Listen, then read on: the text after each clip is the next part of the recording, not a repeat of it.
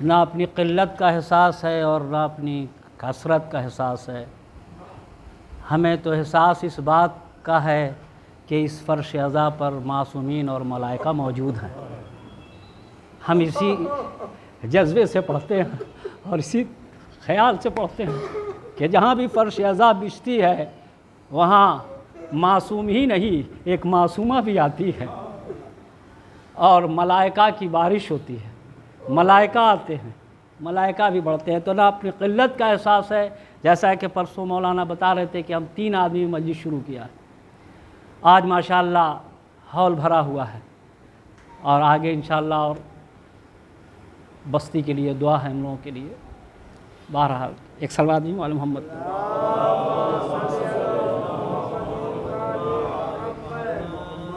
بس انشاءاللہ آدھے گھنٹے کے اندر مجلس ختم کر دیں گے. دیکھیے قدرت کا حکم ہو رہا ہے اور یہ حکم امتناعی ہے، بہت سخت حکم ہے. اور ایسا حکم رسول اسلام کو پورے 23 سال میں کبھی نہیں ملا جیسا حکم اللہ نے حجۃ الوداع میں دیا ہے. بہت غور کیجیے گا، ایک ایک لفظ پر غور کیجیے گا. جیسا حکم اللہ نے حجۃ الوداع میں، حجۃ الوداع کے بعد جو لوٹ رہے ہیں مدینہ کے لیے، مکے سے مدینہ کے لیے لوٹ رہے ہیں، تو یہ غدیر ایک میدان ہے جس جگہ پر یہ حاجی لوگ پہنچے ہیں اور یہ چوراہا ہے سمجھیے، اور یہیں سے تمام کے لیے لوگ اپنے اپنے ملک کے لیے، اپنے اپنے وطن کے لیے لوگ روانہ ہوتے ہیں. یہ بالکل چوراہا ہے مکے سے نکل کر کے، اور یہاں سے لوگ پھر اپنے اپنے وطن کے لیے جاتے ہیں، اپنے اپنے ملک کے لیے جاتے ہیں. اسی جگہ پر خم کا میدان ہے. اس خم کے میدان میں یہ حکم امتناعی ہے، بہت سخت حکم ہے. کیا حکم ہے کہ یا ایھا الرسول، اے میرے رسول، یا ایھا الرسول بلغ، پہنچا دو، ما انزل الیک، جو کہ تمہارے پروردگار کی طرف سے تمہارے اوپر نازل ہوا ہے. الیک، بلغ، پہنچا دو، ما انزل الیک من ربک. کیسے حکم امتناعی ہے، کیسا حکم ہے؟ فما بلغت رسالتہ، اگر تم نے یہ میرا حکم نہیں پہنچایا لوگوں تک. صاف آیت ہے، اگر یہ میرا حکم تم نے لوگوں تک نہیں پہنچایا، فَإِن لَمْ تَفْعَلْ فَمَا بَلَّغْتَ رِسَالَتَهُ، تو جان لو کہ تم نے رسالت کا کوئی کام انجام نہیں دیا. ایسا حکم ہے کسی جگہ پر قرآن پاک میں؟ کہیں نہیں ہے. بہت سخت حکم ملا ہے رسول اسلام کو. اچھا، رسول اسلام نہیں چاہتے تھے، جو میں روایت کے حوالے سے پڑھ رہا ہوں اور قرآن پاک کی روشنی میں آپ کو میں بتا رہا ہوں کہ نہیں چاہتے تھے امامت کا اعلان کرنا. اپنی ذات سے نہیں چاہتے تھے کہ ہم اپنی ذات سے کہ امامت کا اعلان کریں. وہ چاہتے تھے بارہا، رسول اسلام اس امید میں بیٹھے تھے، یہ حکم کے انتظار میں بیٹھے تھے کہ ادھر سے کوئی آیت نازل ہو تب ہم آگے بڑھیں. اور یہی وجہ تھی کہ حجۃ الوداع کے بعد یہ آیت نازل ہوئی. آیت بڑی سخت ہے، آیت کا مزاج بتا رہا ہے کہ بہت سخت ہے، کہ اگر تم نے یہ حکم میرا نہیں پہنچایا تو یہ 23 سال جو تم نے رسالت کا کام انجام دیا اس پر تمہارا پانی پھر جائے گا، سب کام ختم ہو جائے گا. اب رسول اسلام بھی اس حکم کے بعد مجبور ہو گئے لوگوں کو جمع کرنے پر. حکم دیا کہ اذان دی جائے، اذان دی گئی، لوگ روکے گئے. کہا کہ ممبر بنایا جائے.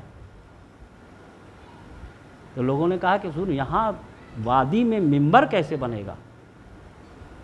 دیکھیے سن 11 ہجری کی بات ہے، سن 11 ہجری کی بات ہے، مسلمان کہہ رہا ہے، 1.25 لاکھ کا مجمع ہے، کہہ رہا ہے کہ حضور یہاں وادی میں منبر کیسے بنایا جائے۔ جو سن 11 ہجری کے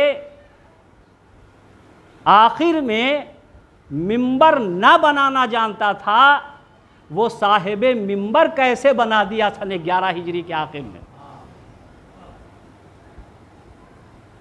یہ ذی الحجہ ہے،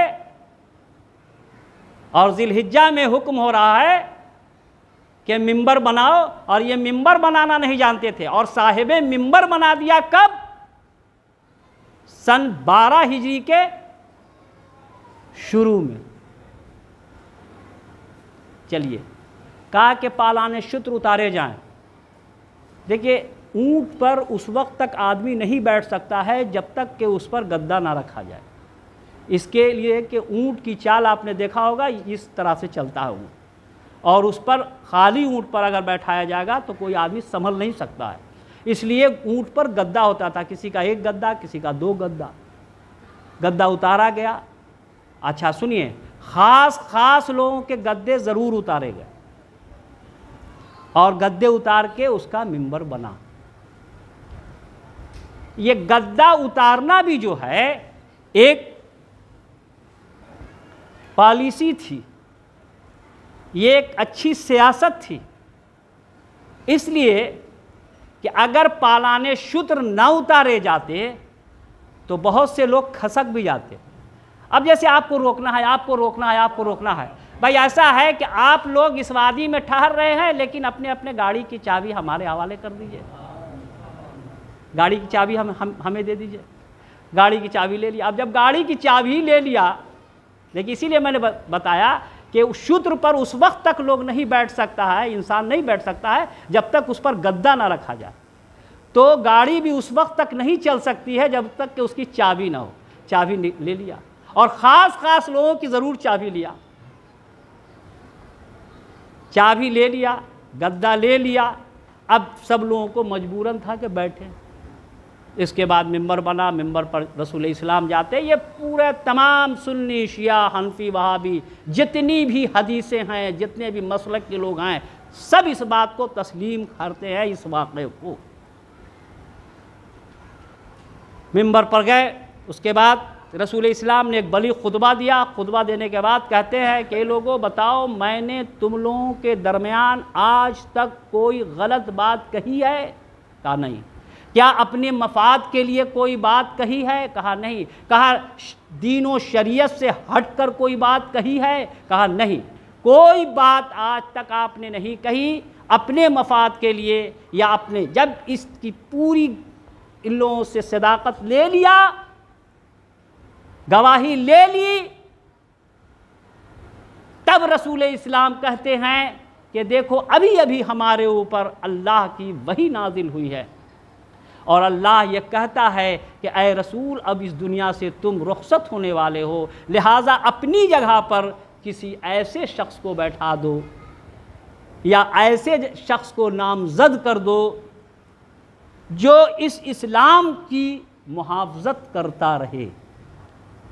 اس کے اتنا کہنے کے بعد جناب رسول اسلام منبر سے نیچے اترے، مولا کائنات کا ہاتھ پکڑا اور منبر رسالت پر گئے، اس پالان شتر کے منبر پر گئے، اور اس کے بعد ببانگ دہل کہتے ہیں کہ من کنت مولا فہذا علی مولا۔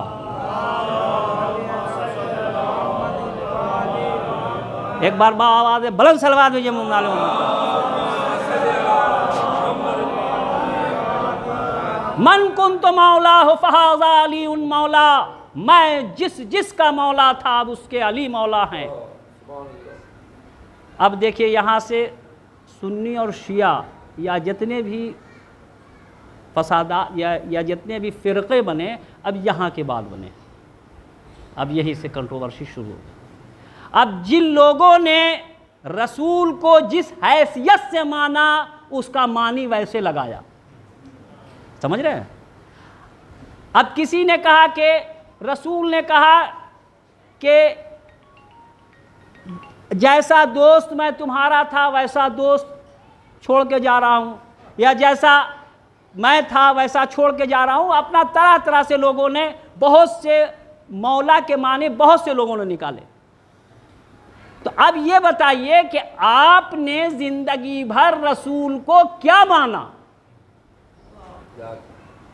اگر آپ نے رسول کو دوست مانا تو اب علی کو دوست مانیے. علی کو اگر اپنا، رسول کو اگر اپنا بھائی مانا تو علی کو بھائی مانیے. اور اگر رسول کو مولا مانا، جیسا کہ اللہ کہہ رہا ہے، ویسا اگر آپ نے کیا تو علی کو مولا مانیے. ایک سوال آدمی آل محمد پر.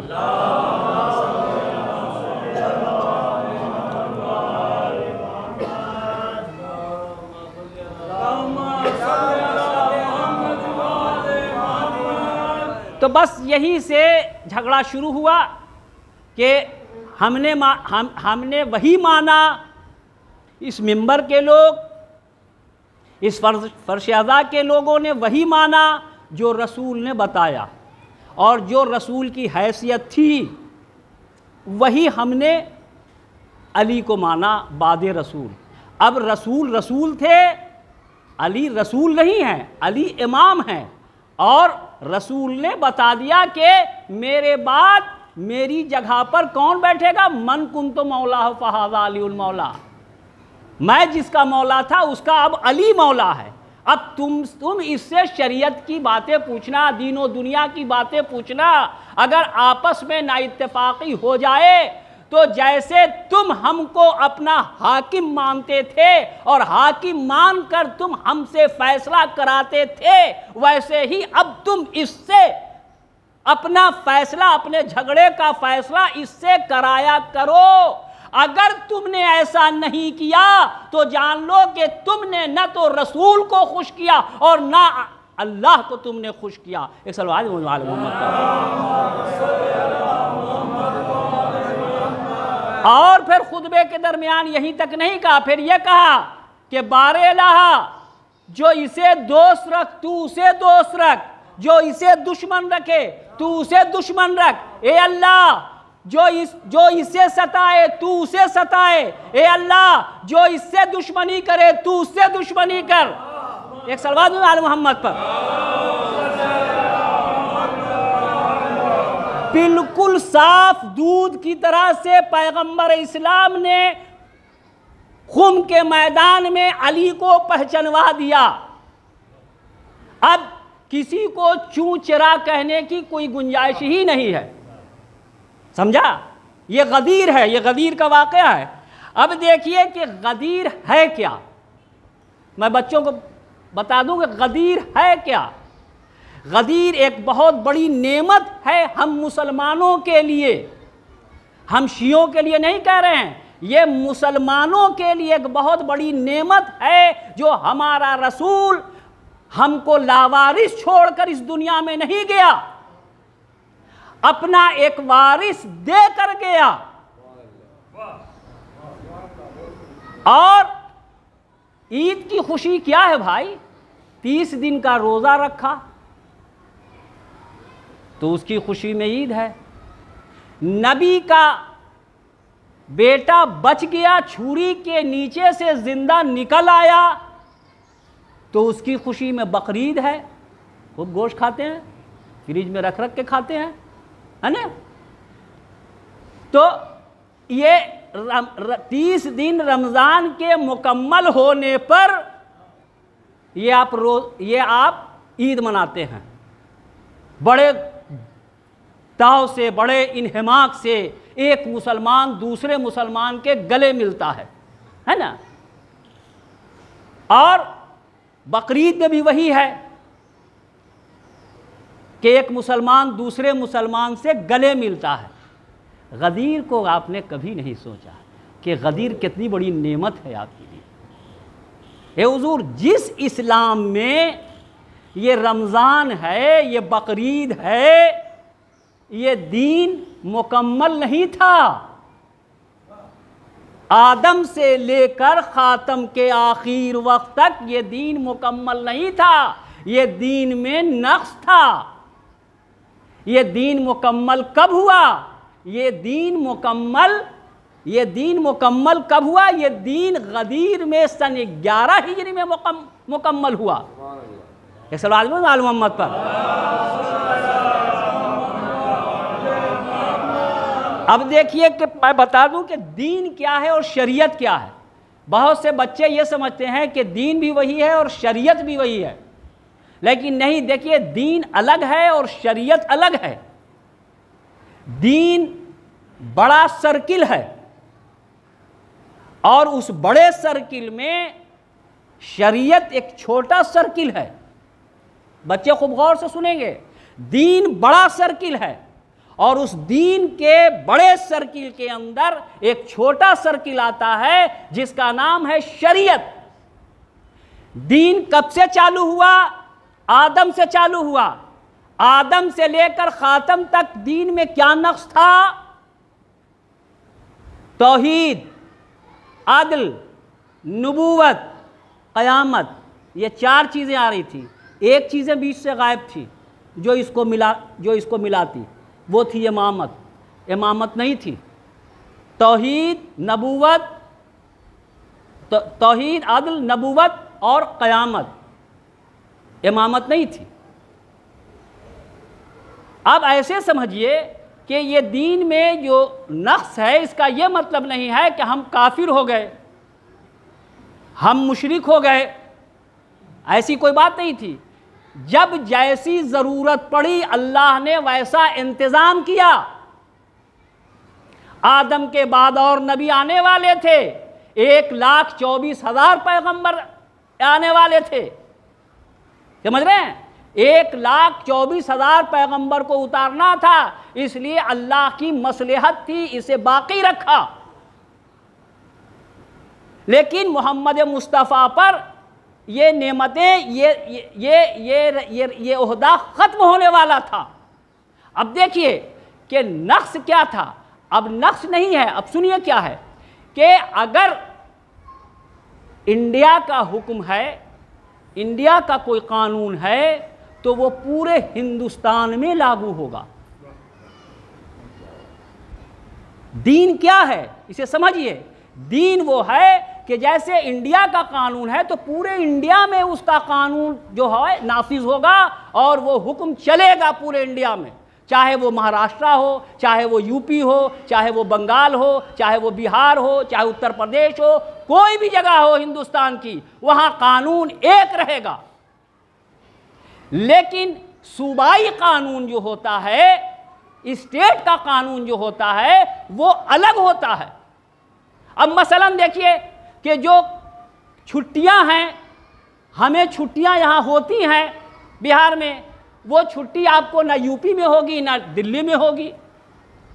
کچھ ایسے قانون اور بھی ہیں کہ جو بہار میں ہیں، بنگال میں نہیں ہے، مہاراشٹر میں نہیں ہے۔ کوئی ایسے قانون ہیں کہ جو بہار میں ہے، یہ یو پی میں ہے، آپ کے بہار میں نہیں ہے۔ بہت سے ایسے قانون ہیں، یہ صوبائی قانون ہے۔ یہ صوبائی قانون وزیر اعلیٰ کے ہاتھ میں ہوتے ہیں، یہ بناتا ہے اپنی کیبنٹ کے ذریعے سے۔ لیکن جو مرکز کا قانون ہوتا ہے وہ پورے ہندوستان میں ایک ہوتا ہے۔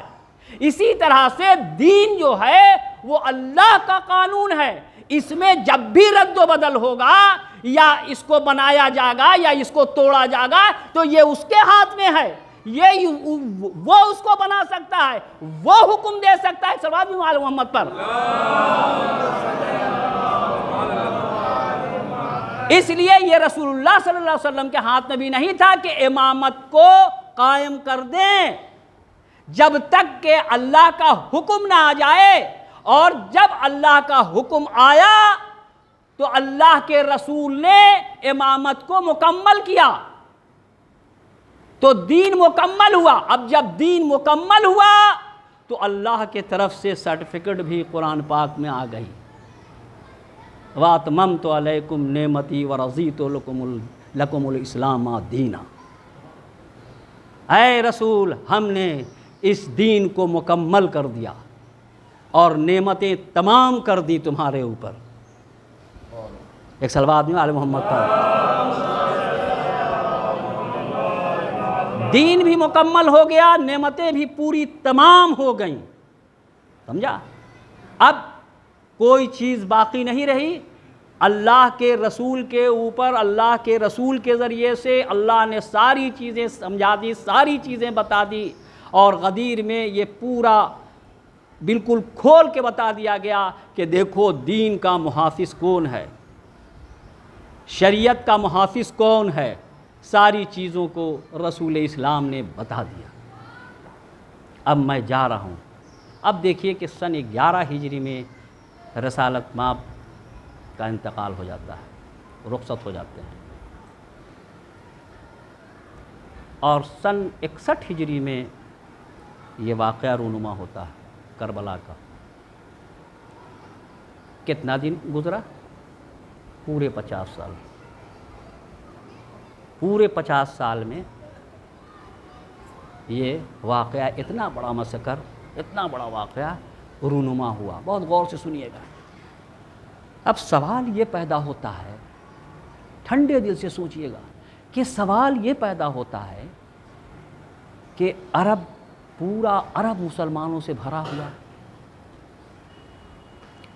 اور یہاں تک کہ مسلمان ایسے بھی تھے کہ جو اسپین تک گھس گئے تھے. اسپین میں بھی مسلمان تھے، ایران میں بھی مسلمان تھے، سارے جگہوں پر مسلمان تھے.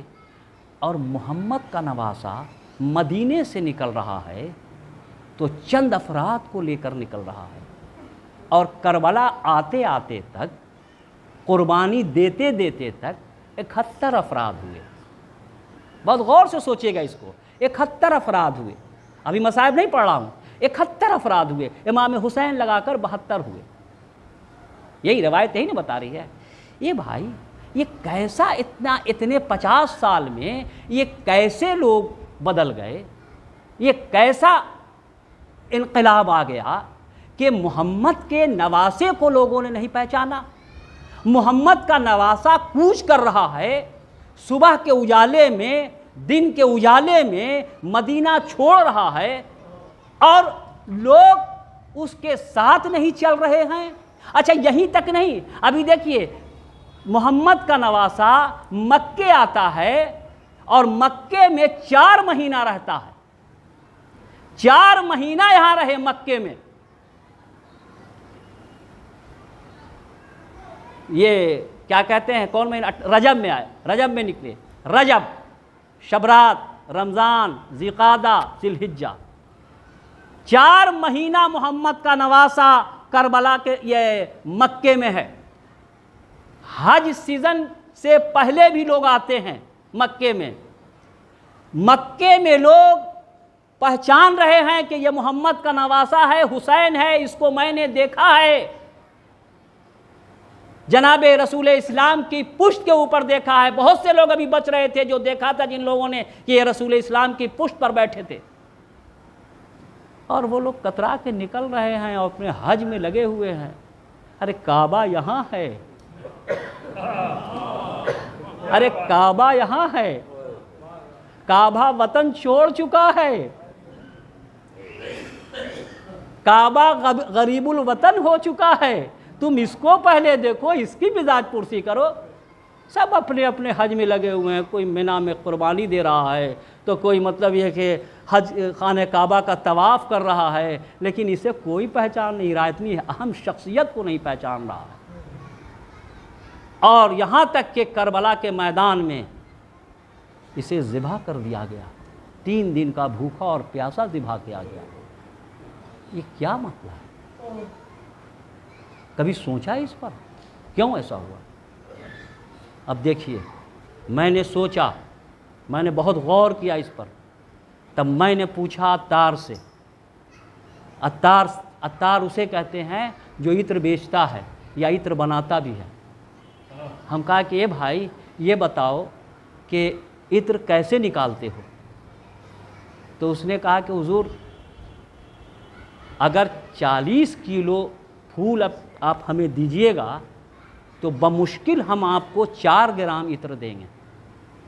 غور کیا آپ نے؟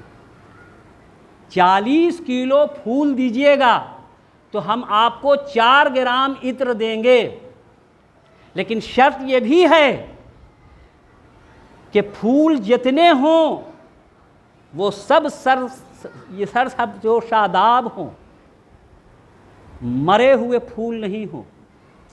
ہم نے کہا کہ یہ کیا بات بھائی، چمن میں سب پھول سرسبز و شاداب ہیں، سب اچھے پھول ہیں، سب توانا دکھ رہے ہیں۔ اس کہ آپ نے توانا دیکھ رہے ہیں، میری نگاہوں سے دیکھیے، ہم جب پھول دیکھیں گے تب بتائیں گے کہ کتنے پھول میں کتنا عطر ہم آپ کو دے سکیں گے۔ 40 کلو تو کم سے کم میں پھول بتا رہا ہوں، ہو سکتا ہے کہ پھول کی مقدار اور زیادہ بھی بڑھ جائے۔ کہا کہ وہ کیسے؟ کہا کہ دیکھیے، جب چمن لگانے والا، پھلواری لگانے والا، پھول لگانے والا جب خود سے محنت کرتا ہے تو اس کو اس سے محبت ہوتی ہے، اور اس کی آبیاری کا خیال کرتا ہے، پٹون کا خیال کرتا ہے، کوئی کیڑے مکوڑے اسے نہ لگیں اس کا خیال کرتا ہے، ہر طرح کے پولوشن سے اسے بچاتا ہے۔ لیکن اگر یہی باغ، یہی چمن، اگر یہی پھلواری کسی ایسے دشمن کے ہاتھ میں دے دیا جائے جو نہ اس کی دیکھ ریکھ کرے، نہ اس کی مٹی کو دیکھے، نہ اس کے گھاس کو نکالے، نہ اس کے پولوشن سے واقف ہو، بالکل جاہل ہو، اس پھول میں کیسے توانائی آئے گی، اس کی طرف وہ توجہ نہ دے گا، تو ظاہر ہے کہ وہ پھول سرسبز و شاداب نہیں رہے گا، اس میں سے عطر نہیں نکلے گا۔ وہ دیکھنے کے صرف پھول ہیں، وہ دیکھنے کے پھول رہیں گے، اس میں سے عطر نہیں نکلے گا۔ بس یہی ہوا مدینے سے لے کر ایران تک، ایران سے لے کر اسپین تک۔ کہنے کے لیے تو مسلمان اتنے تھے، لاکھوں لاکھ مسلمان تھے، لاکھوں لاکھ مسلمان تھے، لیکن بعد رسول علی کو مسند پر نہیں بیٹھایا گیا۔ نتیجہ یہ ہوا کہ جو مسلمان تھے بھی ان میں وہ حرارت نہیں تھی، اسلام کی حرارت نہیں تھی، لہذا رسول اسلام کے نواسے کی آواز پر لبیک نہیں کہہ پا رہے تھے۔ نتیجہ یہی ہوا کہ امام حسین نے جو کربلا کے میدان میں آ کر لاکھوں کے پھول کو نچوڑا تو 71 قطرہ نکلا، بس۔ اور اس 71 قطرے نے اتنی خوشبو بکھیری کہ آج کائنات مہک رہی ہے اسی خوشبو سے، اور قیامت تک اس کی یہ حرارت اور اس کی یہ خوشبو زندہ رکھے گی۔ عزادارو، میں سلام کرتا ہوں حسین کے ان انصار کو، واقعی سلام لینے کے اور سلام کرنے کے لائق ہیں وہ ذات کہ جن لوگوں نے حسین کو پہچانا اور حسین کو پہچان کر ان کے قدموں پر اپنی جان نثار کی۔ سمجھا؟ حسین نے کوئی معمولی کام نہیں کیا تھا، حسین کوئی تخت و تاج لینے کے لیے کربلا کے میدان میں نہیں جا رہے تھے، حسین کوئی حکومت لینے کے لیے نہیں جا رہے تھے، حسین کوئی دولت لینے کے لیے نہیں جا رہے تھے، حسین نانا کا دین بچانے کے لیے جا رہے تھے، حسین روزہ بچانے کے لیے جا رہے تھے، حسین نماز بچانے کے لیے جا رہے تھے۔ اگر جان لو کہ اگر یہ نماز بچ گئی، یہ روزہ بچ گیا، حج بیت اللہ بچ گیا، یہ تمام شریعتیں بچ گئی، تو یہ حسین کے خون کا صدقہ ہے، ورنہ سب کفر ہی کفر ہوتا۔ اس لیے کہ یزید نے ببانگ دہل تخت سے کہہ دیا تھا کہ کیسا رسول، کیسا محمد، کب کی وحی، کہاں سے وحی آئی؟ محمد نے کھیل کھیلا تھا، ورنہ وحی وغیرہ کچھ نہیں آتی تھی۔ یہ معاویہ کے بیٹے کا جملہ ہے جو تاریخ میں پڑا ہے۔ اور سارے جو اس کے حکمراں تھے، اس کے ماتحت تھے، وہ چپ خاموش تھے۔ کسی نے یہ نہیں کہا کہ یزید یہ تو کیا بک رہا ہے، رسول اسلام پر اتنا بڑا الزام لگا رہا ہے۔ عزادارو، بس یہیں سے جو بات آگے بڑھی ہے یہ غدیر کے میدان سے آگے بڑھی، اور بس میں اپنی تقریر کو اب روک لیتا ہوں، اس لیے کہ اب وقت کچھ زیادہ ہو رہا ہے۔ کہ معصوم میں دو معصوم ایسے ہیں جنہوں نے دعا کی ہے، اور جو دعا کی ہے، ایک معصوم نے بیٹے کے لیے دعا کی ہے اور ایک معصوم نے بیٹی کے لیے دعا کی ہے۔ علی نے بیٹے کے لیے دعا کی ہے اور حسین نے بیٹی کے لیے دعا کی۔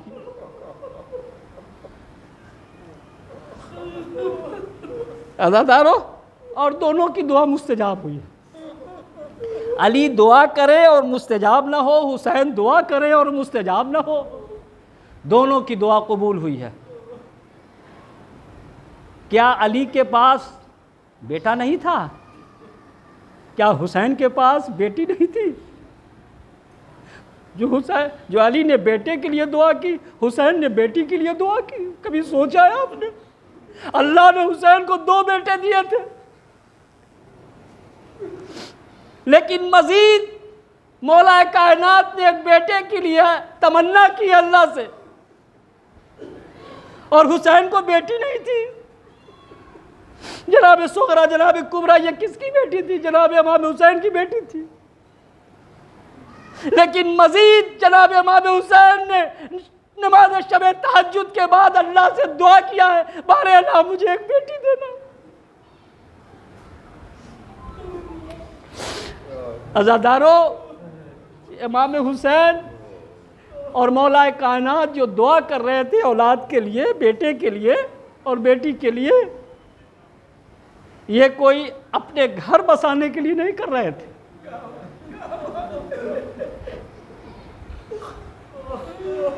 یہ دعا آپ کو جداگانہ دعا ملے گی۔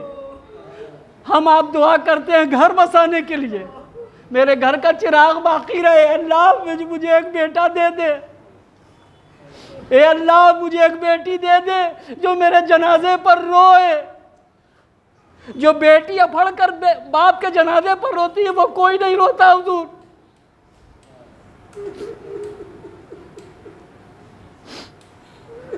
کیا حسین کو بیٹی نہیں تھی؟ کیا مولا کائنات کو بیٹا نہیں تھا؟ یہ دونوں باپ بیٹے جو دعا کر رہے تھے، یہ کربلا کا ذخیرہ تیار کر رہے تھے۔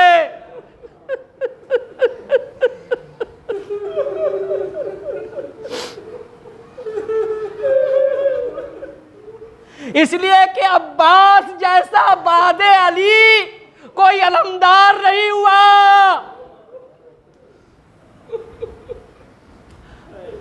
اور سکینہ جیسی بعد فاطمہ کوئی مظلومہ نہیں ہوئی۔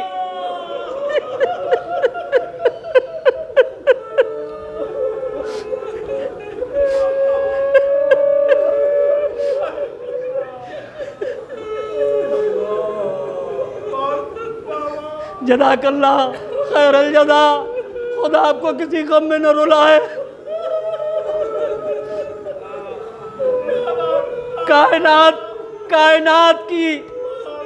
کائنات کا پورے کائنات کا بعد علی اتنا بڑا جرار علمدار کوئی نہیں ہوا، جو 3 دن کی بھوک اور پیاس میں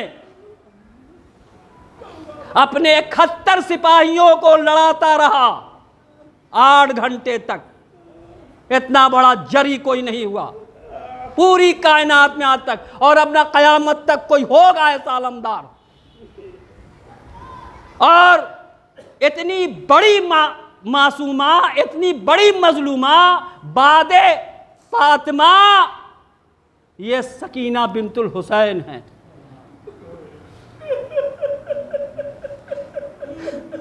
کہ کربلا سے لے کر کوفہ اور کوفہ سے لے کر شام تک کے مصائب کو جھیل گئی۔ جناب عباس جب پیدا ہوئے، بس ختم کر رہا ہوں، جب جناب عباس پیدا ہوئے تو جناب مولا کائنات کی خوشی کی انتہا نہیں تھی، بہت خوش ہوئے، اور جو کچھ مولا کائنات کے پاس تھا وہ سب غریبوں میں بانٹ رہے تھے۔ لے جاؤ، آج میرے گھر بیٹا ہوا ہے، میری دعا مستجاب ہوئی ہے، اللہ نے میری دعا سن لی ہے، اور اس کے بعد بانٹ رہے ہیں۔ جناب امام حسین دور سے بیٹھے ہوئے دیکھ رہے ہیں باپ کی سخاوت کو۔ آگے بڑھے، جب ساری چیزیں بڑھ چکی اور مسکین یتیم سب لوگ سیراب ہو گئے، تو اب امام حسین آگے بڑھے اور کہتے ہیں کہ بابا، آپ عباس کی پیدائش کی خوشی میں سب کو سب کچھ دے رہے ہیں، جو مانگ رہا اسے دے رہے ہیں، کیا ہم بھی کچھ سوال کریں؟ دیجیے گا۔ کہاں بیٹا؟ لپٹا لیا جناب امام حسین کو جناب مولا کائنات نے کہا، ہاں بیٹا مانگو، جو مانگنا چاہتے ہو مانگو، تمہارا بابا زندہ ہے۔ کہا ہاں بابا، مجھے عباس کو دے دیجیے۔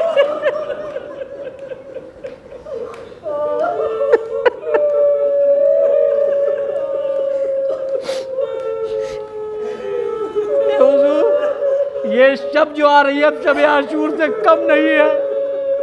امام حسین کا لاشا بکھرا پڑا ہے، کوئی دفن کرنے والا نہیں ہے،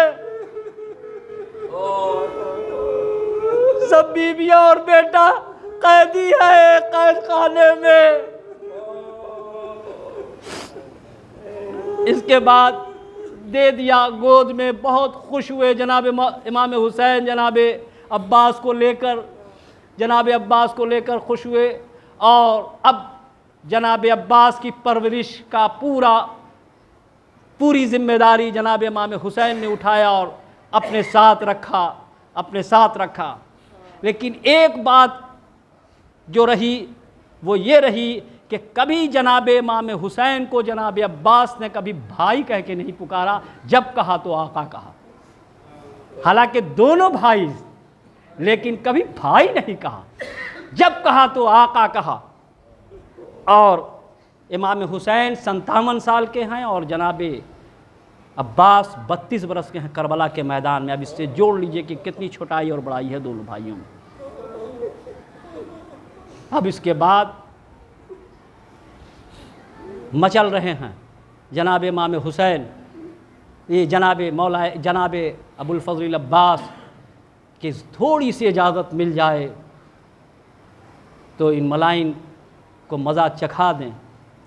لیکن جناب امام حسین نے، یاد رکھیے گا کہ جناب عباس علمدار حسین ضرور تھے، علمدار لشکر حسین ضرور تھے، لیکن 10 محرم کو امام حسین نے علمداری کا پاور جو ہے وہ اپنے ہاتھ میں امام حسین نے لے لیا تھا،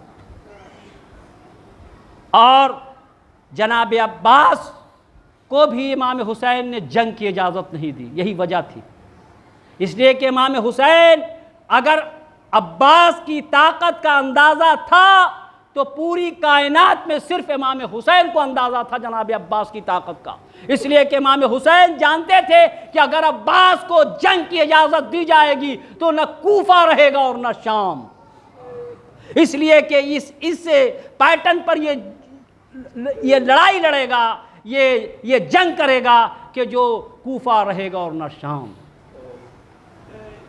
جناب عباس آتے ہیں، کہتے ہیں آقا اجازت دے دیجئے، کہتے ہیں بھیا حسین کربلا کے میدان میں جنگ کرنے کے لیے نہیں آیا ہے، حسین کربلا کے میدان میں لڑائی کرنے کے لیے نہیں آیا ہے، حسین کربلا کے میدان میں یہاں سے اپنی مظلومی کا ہتھیار لے کر آیا ہے، اپنی مظلومی سے حسین لڑے گا،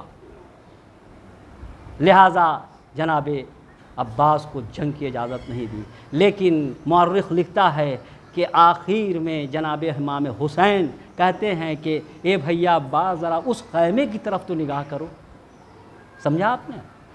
اس خیمے کی طرف تو نگاہ کرو۔ جب جناب امام حسین نے جناب عباس نے جب خیمے کی طرف نگاہ کیا تو کیا دیکھا کہ کچھ بچے ہیں اور جناب سکینہ بھی ہیں کہ جو پانی رکھا جاتا ہے، یہ جو پانی اسٹور کیا جاتا ہے جس خیمے میں، اس خیمے میں نمی کچھ موجود تھی۔ اس نمی میں کچھ بچے جو تھے کربلا میں، وہ اپنے اپنے سینے اور اپنے اپنے پیٹ کے بل لیٹے ہوئے تھے۔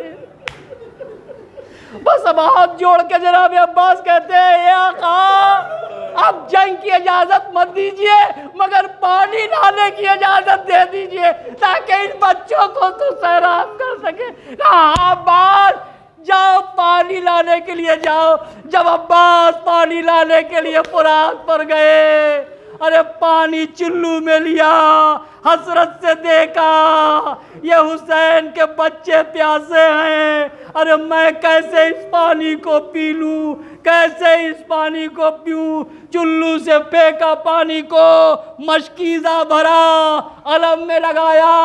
اب حسین جب آگے بڑھ جب عباس آگے بڑھے، ایک تیر شعبہ چلا، عباس کا دائنا بازو کٹا، پھر دوسرا بازو کٹا، مشکیزہ کو دانتوں سے پکڑا اور ایک سنسناتا ہوا تیر آیا، مشکیزے پر لگا، مشکیزے کا سارا پانی بہ گیا۔ ارے یہ پانی نہیں بہ رہا تھا مشکیزہ کا، یہ حسین کے جسم کا خون یہ عباس کے جسم کا خون بہ رہا تھا، اس لیے کہ عباس جس وعدے سے آئے تھے فرات کی طرف، اب وہ وعدہ ہی نہیں رہا، اب وہ چیز ہی نہیں بچی۔ تو عباس خیمے میں جا کر کیا کرے؟ ارے گرز گرا پڑا سر پر، عباس گھوڑے سے زمین پر آئے۔ عزادارو جب کوئی بلندی سے زمین پر آتا ہے تو دونوں ہاتھ پہلے رکھتا ہے، لیکن ہائے عباس جس کے دونوں ہاتھ پہلے ہی کٹ چکے تھے۔ عزادارو جب خیمے پر آئے، کہا آقا غلام فدا ہوا۔ حسین نے کہا ادھر العنان کثرت ظہری، بھیا تیرے گھوڑے سے گرنے سے میری کمر ٹوٹ گئی۔ حسین جب پہنچے تو کیا دیکھا کہ گود کا پالا دم توڑ رہا ہے۔ کہتے ہیں بھیا ایک بار بھائی کہہ دو، بھائی کہہ دو۔ اللہ رحمۃ اللہ علی قوم الظالمین وسيعلم الذين ظلموا أي منقلب ينقلبون۔ اللہ